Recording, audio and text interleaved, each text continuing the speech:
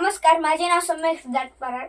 मी आज तुम्हाला हा प्रश्न सोप्या पद्धतीत सोडून दाखवणार आहे.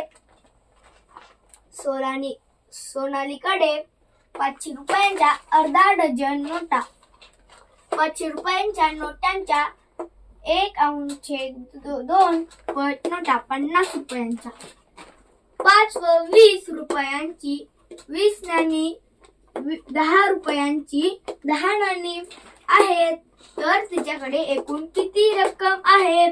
पहिला पर्याय 3550, दुसरा 3605, तिसरा 365, चौथा 3750. तर आपण हा प्रश्न सोप्या पद्धतीत सोडून दाखवूया. पहिले वाक्य काय? सोनालीकडे 500 रुपयांच्या अर्धा डझन नोटा. 1 डझन बरोबर किती नोटा? 12.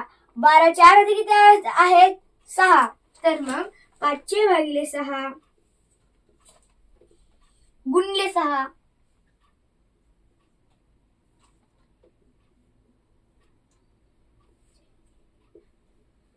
तर एकूण 500च्या 6 नोटा एकूण झाली 3000. पुढचं वाक्य काय आहे?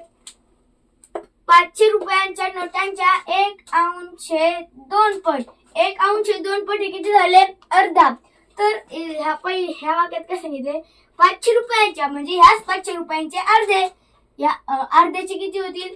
इथं अर्धे 6 दिले, तर 6चे अर्धे किती होणार? 3. आणि एकूण कितीच्या नोटा सांगितलाय? 50च्या. तर आपण 50 गुणिले 3 करूया. 150. आता पुढचं वाक्य काय आहे? 5 व 20 रुपयांच्या नाणी.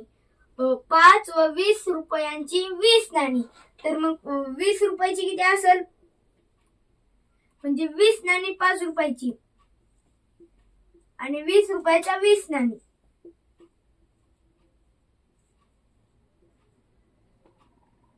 4. आता पुढचं वाक्य काय? 10 रुपयांच्या 10 नाणी म्हणजे 10 गुणिले 10.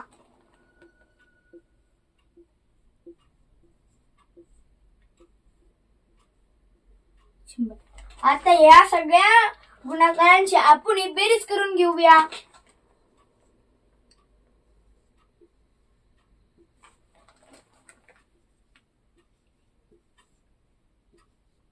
शंभर आणि 400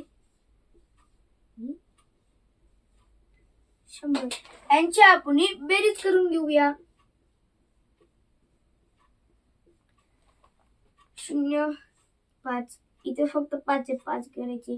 आता 4 1 मिळवले होतात 5. 6 आणि 1 7. 3 येतील म्हणजे 3750 रु. पर्याय क्रमांक 4 हा प्रश्नाचे उत्तर आहे. अशा प्रकारे आपण हा प्रश्न सोप्या पद्धतीत सोडून दाखवला आहे. धन्यवाद.